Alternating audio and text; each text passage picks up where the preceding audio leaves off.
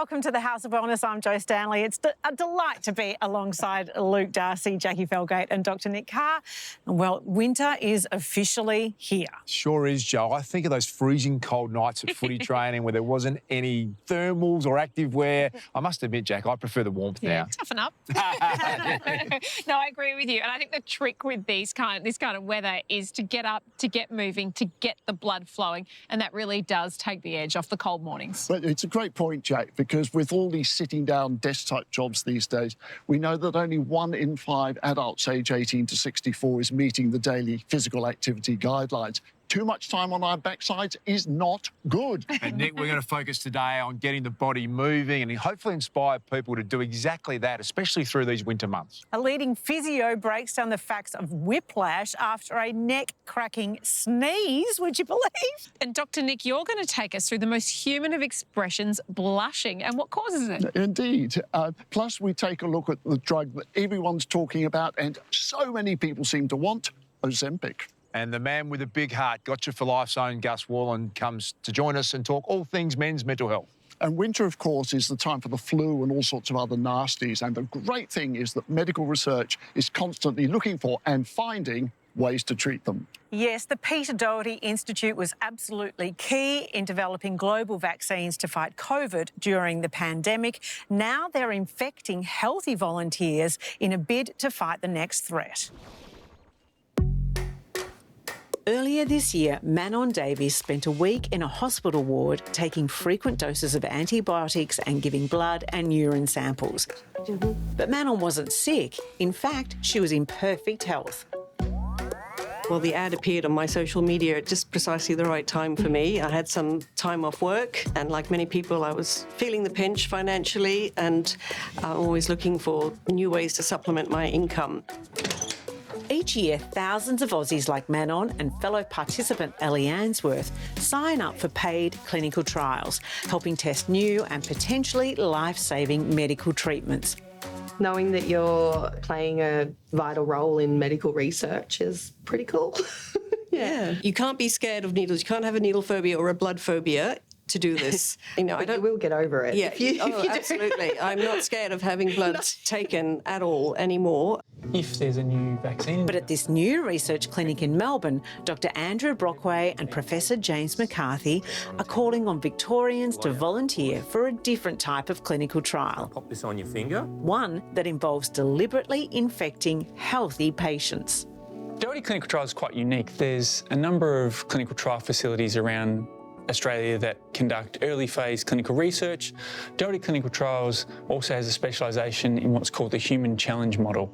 So human challenge trials are studies where we intentionally give people a small dose of some sort of virus or bacteria or parasite and then follow the course of their infection after treatment, or whether they're actually protected if we've already vaccinated them. So it's a really powerful way to figure out whether new treatments or vaccines actually work without going to sick people in communities and risking that treatment not work in those communities.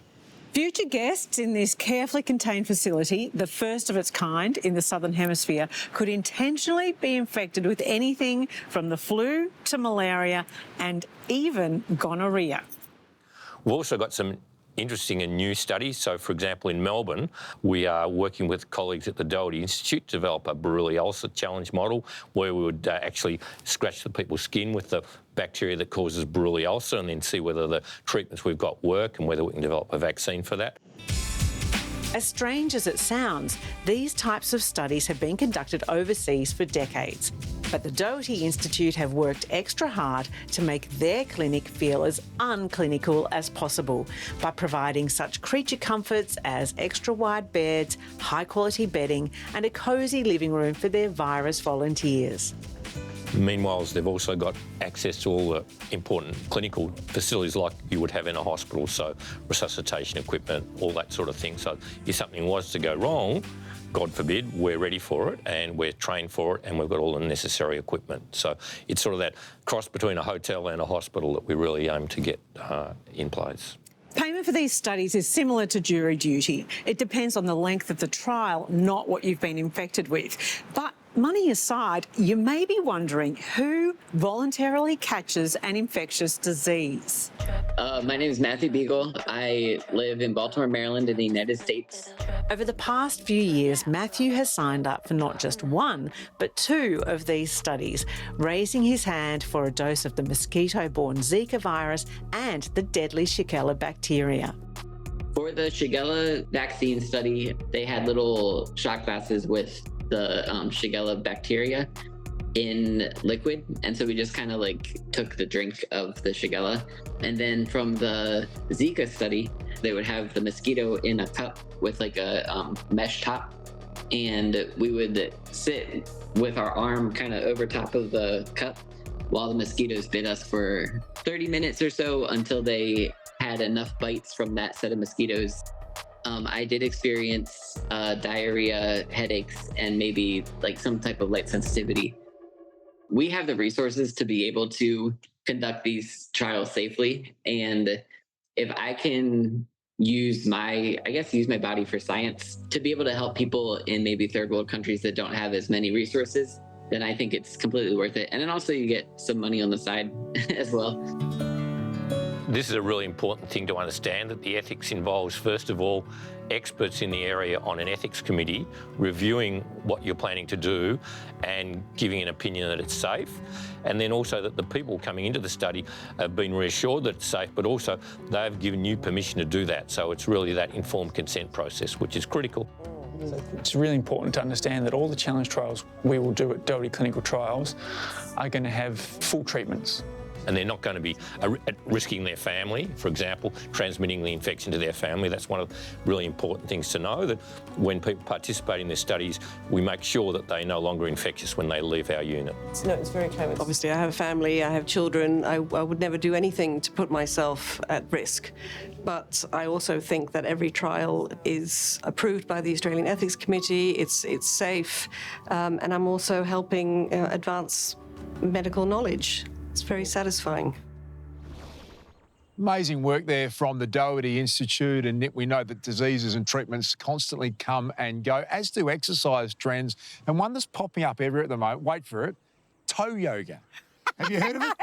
I mean, what next, right? The internet has exploded with articles and videos on how to do yoga for the toes. Have you tried? It's not easy to move your toes. Well, I They're mean, down there, don't they? yeah, I got to tell you that I can't do a downward dog. Normally, maybe this is the only chance I can get of doing a downward dog with my toes. They reckon that it can improve balance, flexibility and posture, and that can help prevent common injuries. I'm a little sceptical. Well, how hard can it be? Just a bit of flexing, a bit of bending, and it's something we do unconsciously anyway, isn't it? Well, I thought the weirdest version I'd heard was goat yoga. And then along comes toe yoga, and I thought, really? But actually, the more I thought about it, the more sense it makes, because the humble toes really are so crucial for walking, running, and as we get older, the most important thing is balance. And as you know, ageing is my special subject. It is. I'm a bit worried about the goat, by the way. Don't go there, don't go there. Down a rabbit hole on that one. And sometimes the smallest things can make a massive difference. And that's exactly what University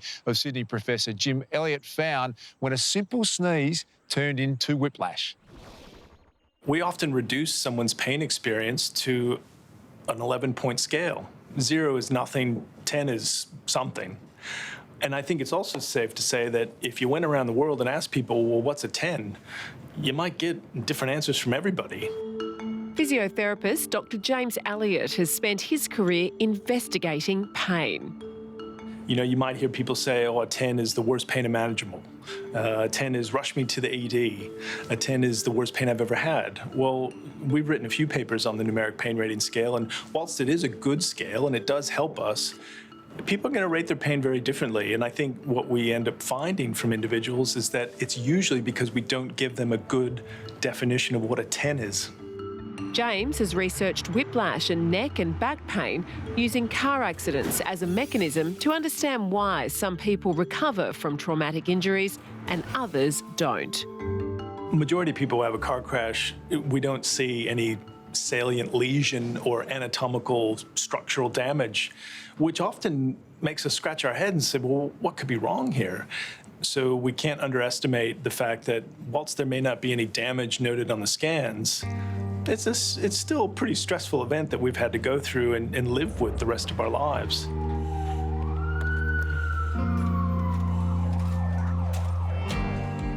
James has always been very active, a keen baseball player and gym goer.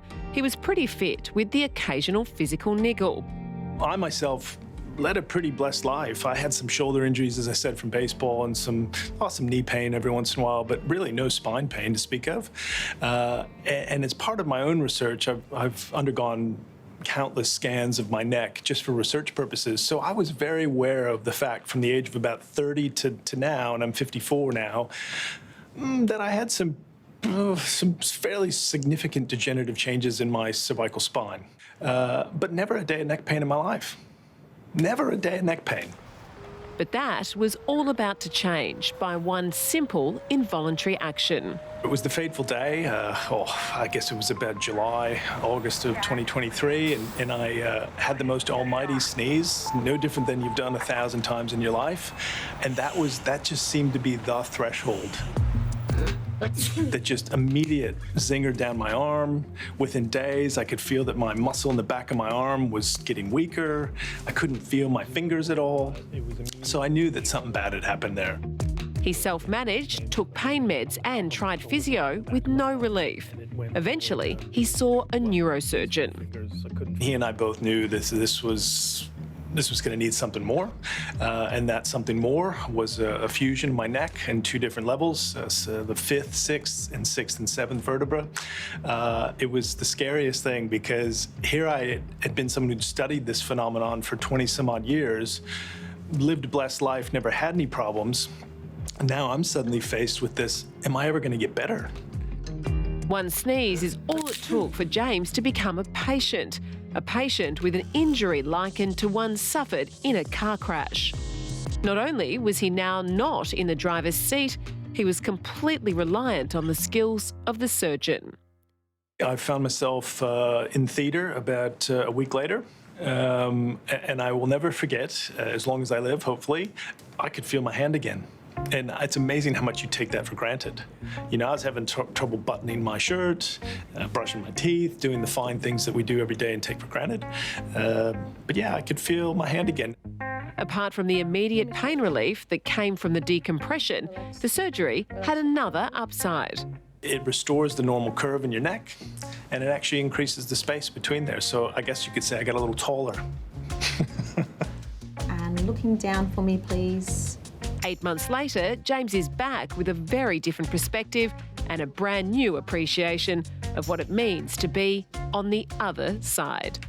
Here I am telling people forever as a physio, don't worry, the majority of people are going to recover beautifully after something like this. I have every reason to believe you're going to do quite well.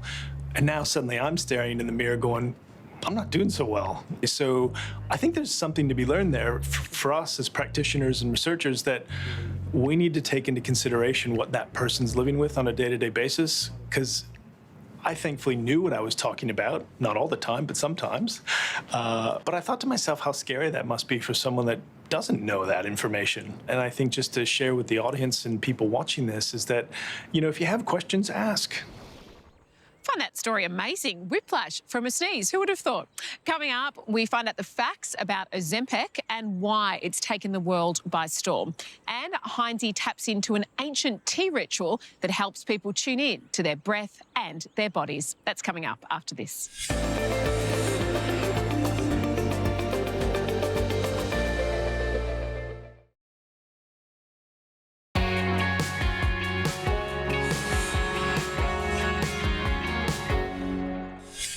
Have you ever wondered why people get the urge to pinch the chubby little cheeks of a cute baby or like really squeeze that gorgeous puppy? It's a strange thing, Joe, when you think about it. In psychology, they've actually got a name for it. They call it cute aggression, where, as you say, you want to squeeze, crush, or even bite an object of your affection. And as with most bizarre behaviours, it actually does serve a purpose, and that is to stop us from becoming overwhelmed by the flood of emotions that we feel when we see something that's just too cute. Yeah. And when you think of it, it's a funny name to give it, cute aggression, because I don't think it's an act of aggression as such. For me, it's more an act of love and joy, more so than aggression.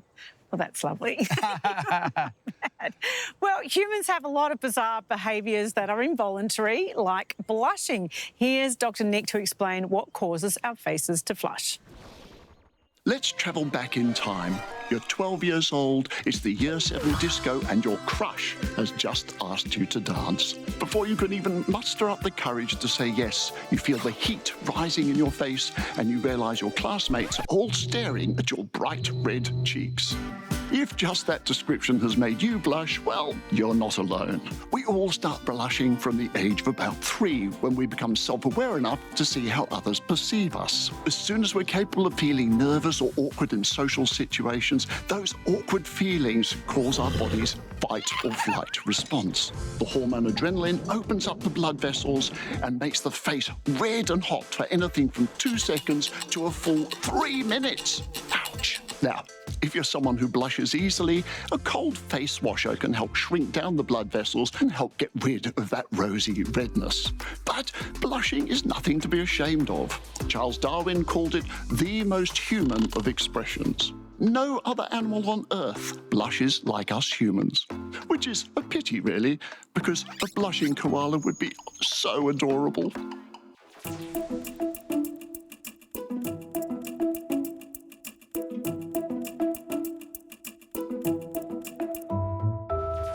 Well, Dr Nick, today is all about how the body works and how to work it. And I'm hearing a lot about the health benefits of lying or even sleeping on the ground. Yeah, this one really is more in the realm of psychology, Jack. And lying on the floor does make our posture more open and relaxed, which is supposed to make us feel more grounded and calm. No, I reckon it just makes me feel like I should be on a mattress. Totally. But I think that's part of the point, because it's supposed to take us out of our comfort zone, which makes us more attuned to our body and less focused on our thoughts. Well, it's a bit like if you're doing yoga or meditation and at the end of the class, Shavasana.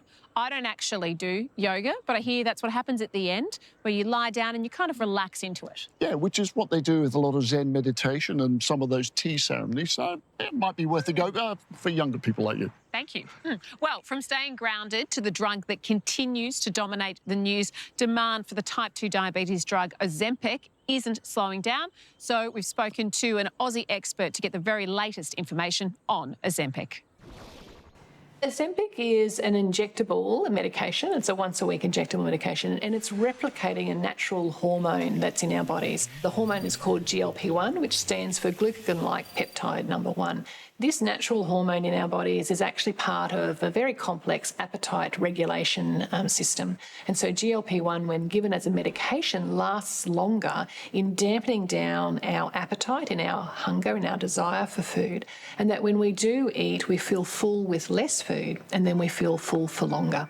It is a medication that has had significant effects from a weight control point of view. That's why we're hearing so much about the clamour for this medication. Ozempic isn't just making waves in the medical world, it's also dominating social media feeds everywhere. The celebrity has improved the dissemination or the talking about this medication, and I think that is a disservice for people who actually have a chronic medical condition called obesity. And that's very different from someone who's wanting to lose weight from a body image point of view. And I think those two things need to be completely separated. And I do think that some of the celebrity use of this medication has contributed to this imbalance of supply and demand. Given the high demand, there's a growing consensus that priority should be given to those with type 2 diabetes. That's what our regulators are asking of both prescribers and pharmacists.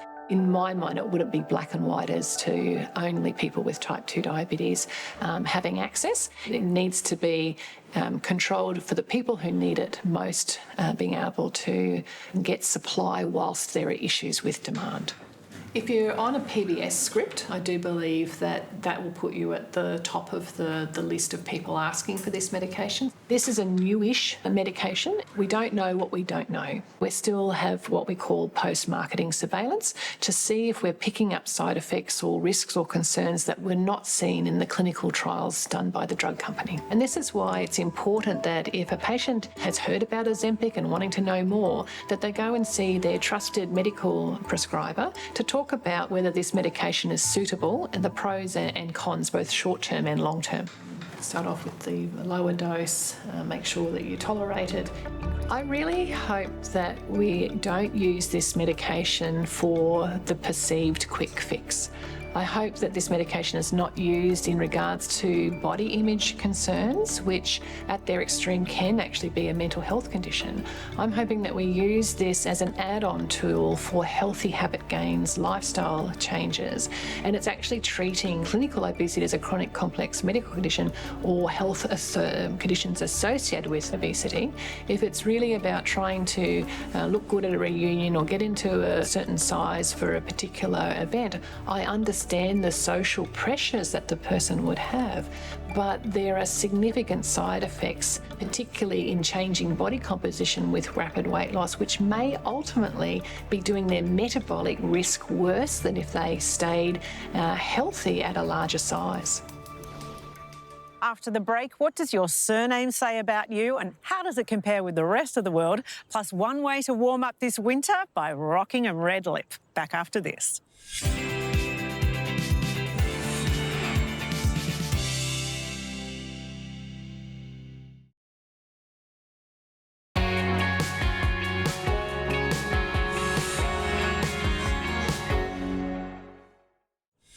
Jacqui, right now researchers are mapping the most common surnames around the globe and the trends behind them. And it turns out that Darcy has both French and Gaelic origins. And the common trend is either dark or even the dark-haired one. The dark-haired one? They got it wrong with you. I was a little blondie as a kid. I'm not sure that's me. Totally. And oui, the French part too. Exactly. Yes. Felgate, we had a look at that as well. So fel comes from this old English term feld, which means field, and obviously gate. So walking through a field gate. So you're a real gate opener for people, Look, I Jack. try. That could be worse things than to be known as that. As I said, the understanding of surnames and the stories behind them is really fascinating to me.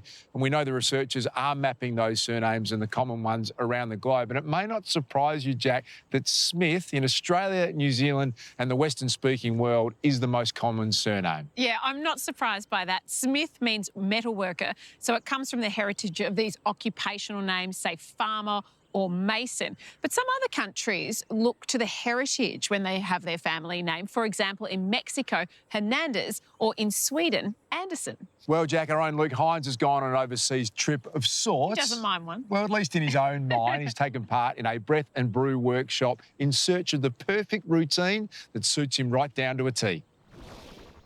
Imagine a place where a cup of tea wasn't just a delicious drink, but an opportunity to drop into a state of both meditation and stillness, combining an ancient ritual that's been around for centuries with a wellness trend that couldn't be hotter right now. Well, I'm about to take a deep, relaxing breath and a sip, a very mindful sip of a healing brew.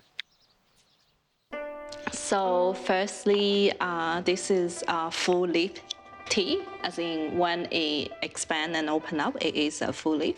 Yeah. So tea for me, you know, if I want to put it into a very big context, is the answer to the current mental health crisis. Because it is such a good tool that is tangible, where, you know, a lot of time you say, oh, you know, we need to meditate, but what the hell are we doing, you know, sitting down there for like hours? But, you know, when you are using, you know, tea as a media, then you can actually have something tangible and you are making something happen. And if you do it with intention and attention, then that is meditation. It smells a bit like chocolate. It can be, yeah, good nose. Kaishan, what is a brew and breath workshop? So this is a workshop that I created, combining the two things I'm most passionate about. The brew part being a artisan crafty ritual that is done with intention and attention. And the breath part is a pranayama breath work.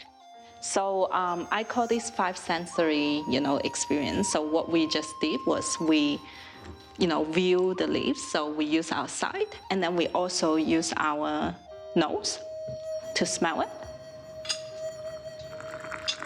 So this is the 100 degree or so water? Yes. But with this oolong, brewing time is quite short. I've been a tea specialist for 6 years in Melbourne, and I found this teacher that taught art of brewing.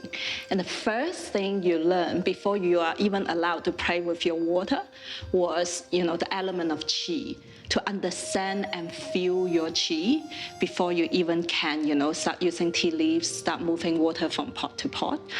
And then fast forward 5 years, I was ready to get into my yoga teacher training, and I was guided to this teacher who teach pranayama. And she also, guess what prana means? Prana means chi in Hindu. So this is actually, two practice that with a shared theme of chi control. And I'm like, I have to combine the two. So here's your cup of tea. Thank you. And sip, because it's really hot. Yeah.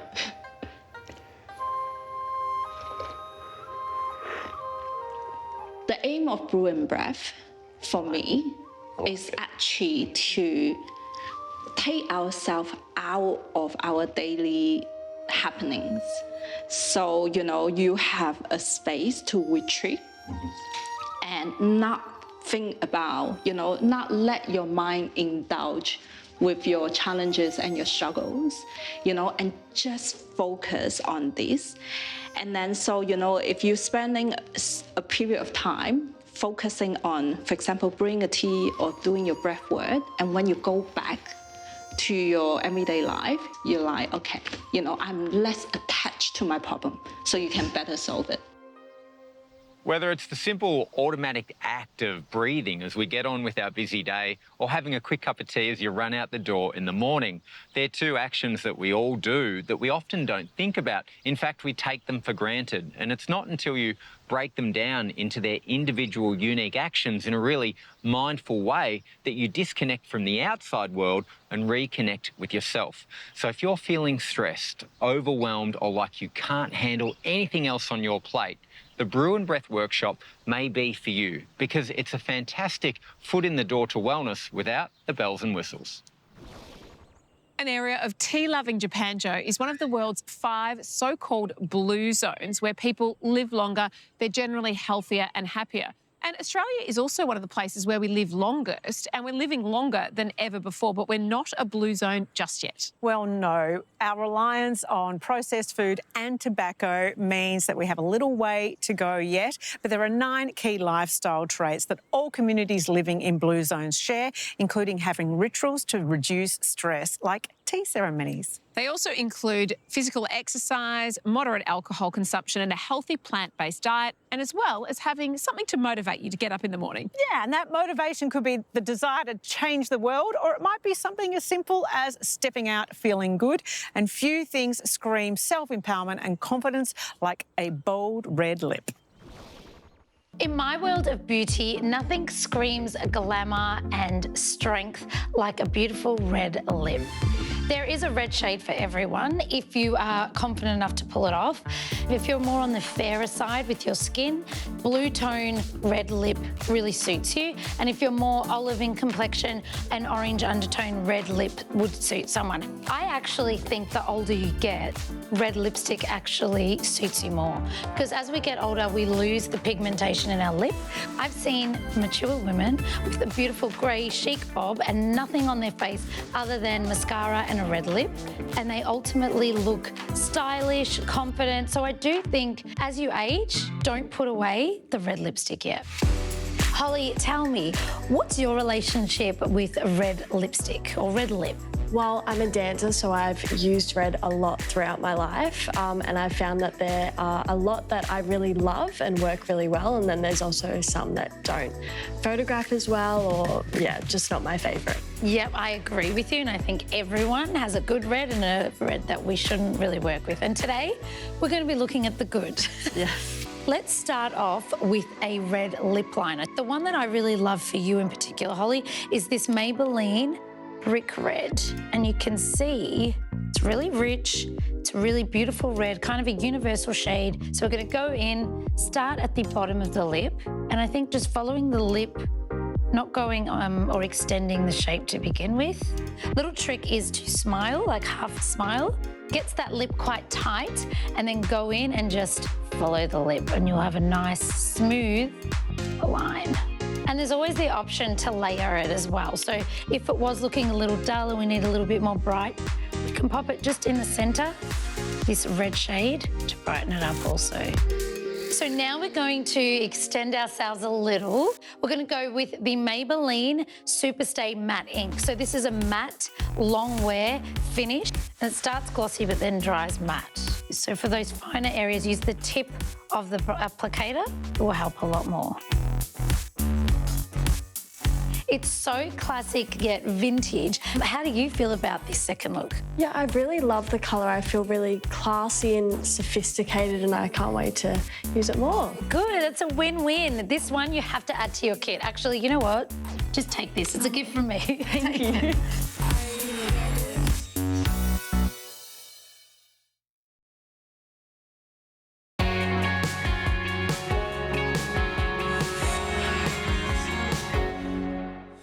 Nick, as long as I've been part of the House of Wellness, enjoyed the conversations around men's mental health and trying to get men like us to talk more and improve better health outcomes, and you'd like to hope we're making some sort of difference. Yeah, well, things still aren't great, Darcy, because at the moment around about 43% of Australian men describe mental health problems at some point in their lives, and that doesn't include those people who never go for help. So we've got a long way to go. Yeah, they're alarming numbers, aren't they? A story that does give me hope was out of West Africa. 150 barbers and hairdressers trained in counselling, trying to break the taboos, open up better conversations for mental health in that part of the world. Yeah, there must be something about sitting in that barber's chair, just relaxed and not even actually thinking about your mental health. So maybe that's the sort of thing that lets men open up a bit. It is a bit of a counselling session when you think about it, sitting down in the barber's chair. Yeah. Meditation, relax, have that hair done. Absolutely. And a great champion of this space is the CEO and founder of Gotcha for Life, Gus Warren, who's been a great friend of ours in the House of Wellness. He has supported so many better health outcomes for men and just built a new platform to continue to have a great impact in the men's mental health space.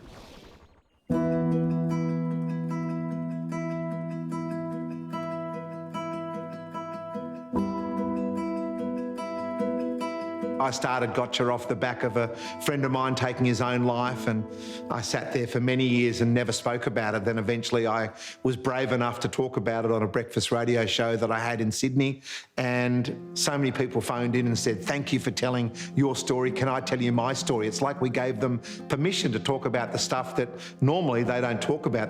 That's when I did the Man Up program and then started Gotcha for Life. We really challenged masculinity in this country and why we lose so many blokes, but within a couple of years we soon realised that Gotcha for Life was for all Australians, it was for all humans, and we want to make sure that people get the right skills to be able to talk about the stuff that traditionally we've been not talking about, and that, worrying alone, can really be dangerous for us. If you combine being physically fit with being mentally fit, then you're pretty unstoppable. Most people take the physical stuff a little bit for granted because we talk about it all the time. We practice it. There's gyms, there's personal trainers. You can go for a jog, you can go for a walk. But building your emotional muscle, working on those muscles that are invisible in your head, we haven't spoken about that enough, so it hasn't been practiced enough. But if we practice it, we go to the mental fitness gym, which Gotcha for Life has built now. It's just a click of a button. It'll take you there, 30 seconds to register. There'll never be any fees, and you can actually get some information sent to you every single day that might be able to help you. Gotcha for Life is now the #1 charity for mental fitness in Australia, and there's just no way that we could have done it without Chemist Warehouse that allow us to make this type of work and to do this type of work. And it's hugely emotional. It's very, very difficult to deal with at times, but I know that we're making a difference, and that's what keeps you going.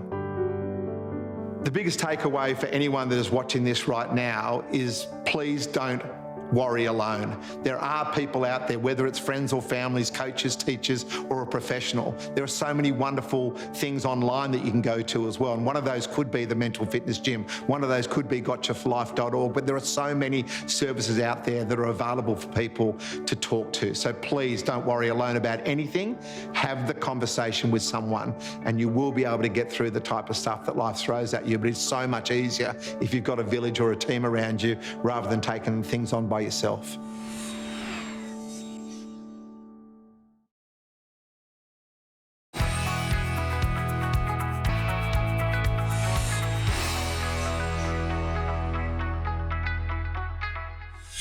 Humans have used honey for thousands of years for its health benefits and its sweet, delicious taste, but not all honey is created equal. Manuka honey, derived from the nectar of the leptospermum plant, stands out for its remarkable natural bioactive properties.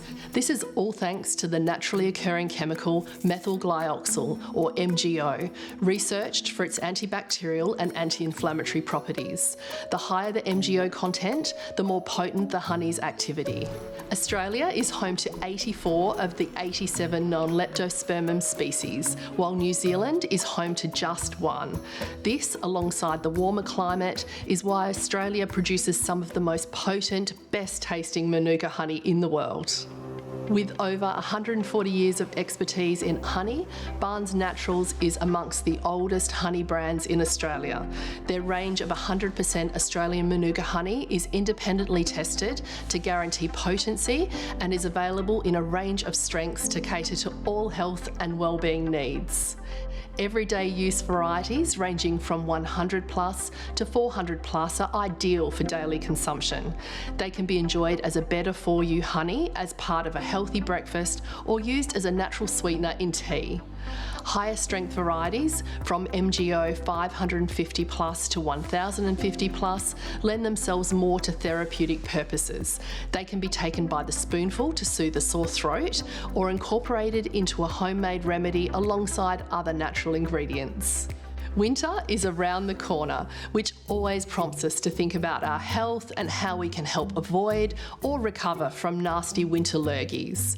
With its luxurious cream texture and a light, delicious taste, Barnes Naturals' authentic Australian Manuka honey has both strength and sweetness covered for every member of the family, however they choose to enjoy it. Now, Dr. Nick, I know you are the height of fashion, so here's one for you. It's the deliberately dumbing down, at least when it comes to our phones. Yes, well, the rest of us are catching up with what Gen Z... who are Gen Z again? I can't remember. OK, well, Gen Z have apparently been embracing this for some time now, ditching the smartphone for what's called a dumb phone. You know, the old kind that just made a call, sent a text, took a few photos. I love this. Yes, so no social media, no web browser. So how would I Google all the things I don't know or remember?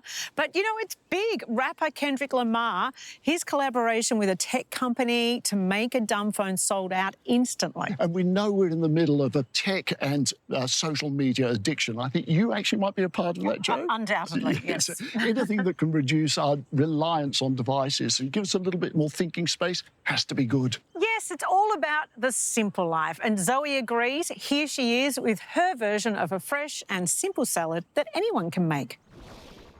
If you're looking for a gentle way to ease into eating fish, well, tuna is definitely it.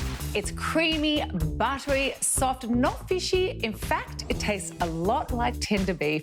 I'm taking a classic approach today, seared with a vegetable salad and an avocado dressing. What's up? Are you prepared to pay the price for? Start with the tuna steak marinade. I never prep fish without adding lemon zest and juice. It will tone down the fishiness and ramp up the flavour. Let it sit for 10 minutes and then sear it for about 2 to 4 minutes each side for medium rare. Tuna's versatility is not just in the cooking, it's in the health space too. It's rich in nutrients that support skin, hair and nail health. Now onto the dressing where I'm going all out. Basil and mint leaves for a little bit of aromatic freshness. Apple cider vinegar delivers sharpness. A bit of chilli for heat. And I can't get enough of the zest. But honey and avocado balance it out with sweetness and nuttiness. The dressing packs such a punch because the vegetable salad has such a light-on flavour. But what it lacks in the taste bud department, it makes up for in colour. Now, this looks like a lot, and it is, but there's nothing fussy or overcomplicated. And as for the taste,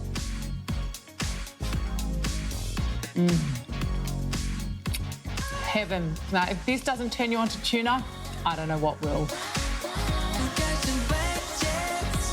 Get Nourished is brought to you by Go Healthy. Go Men's Hair, Skin, Nails. for supporting healthy hair, skin integrity and nail health. It feels good to go healthy.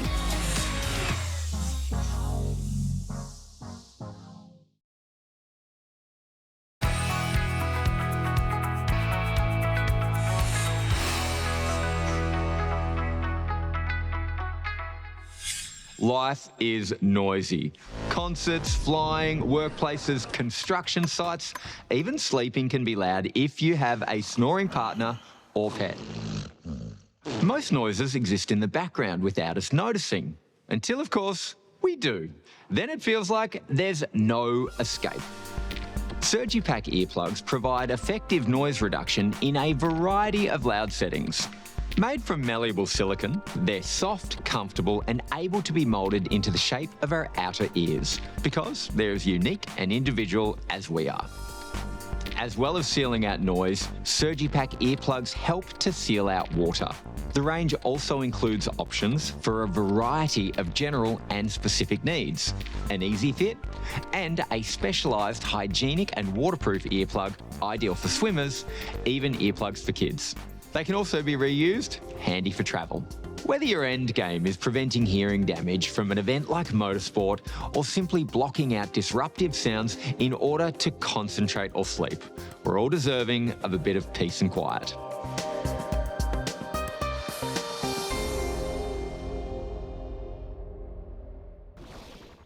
Well, today we're talking about bodyworks, but we never pass up an opportunity to talk about animals. And this time, it's scientists in Hungary and Sweden have been investigating the brain of our favourite animal, the dog. Yeah, and what they found was that many modern dogs actually had larger brains, which was surprising because until now it was thought that domestication had caused their brains to shrink.